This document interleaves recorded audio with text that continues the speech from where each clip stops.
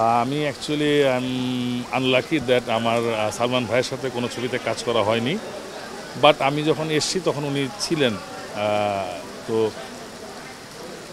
ওনার ওই সময় যতটুকু ওনার যে ঘটনাটা, দুর্ঘটনা বা আত্মহত্যা বা হত্যাকাণ্ড, যেটাই হোক, I am not sure about that, because এটা তো তখনকার সময় এটাকে আত্মহত্যা বলেই তো প্রশাসন থেকে ফাইনাল রিপোর্ট দেওয়া হয়েছিল, এবং সম্ভবত মেডিকেলের যে ফরেন্সিক রিপোর্ট, পোস্টমর্টম রিপোর্টেও মনে হয় আত্মহত্যায় বলা হয়েছিল।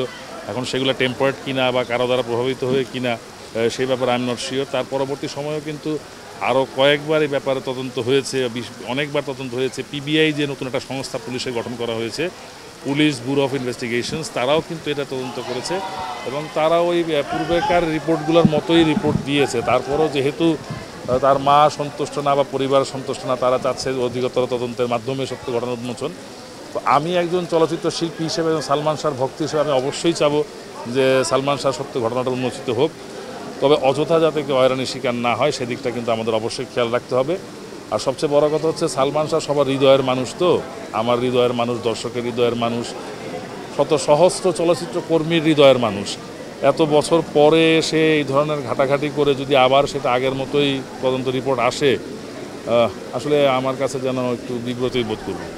তো তারপরেও সঠিক তদন্ত হোক এবং পুলিশ তার সঠিক কাজটি করুক, এটাই আমি বলব।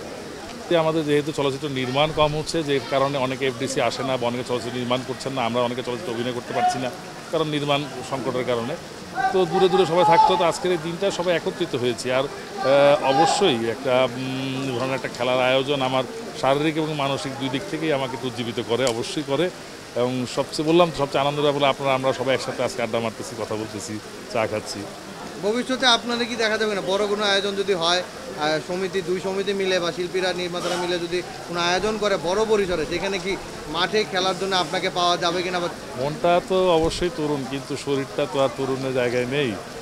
তো আমি তো আছি, সব সময় অংশগ্রহণ করতেছি, সামনে না থাকি পিছনে আছি, মাঠে না থাকি সাইড বেঞ্চে আছি, সবসময় থাকবো। এই ধরনের আয়োজনে সবসময় আমার সর্বাত্মক 100% সহযোগিতা যা যা আমার করা দরকার তাই দিবে।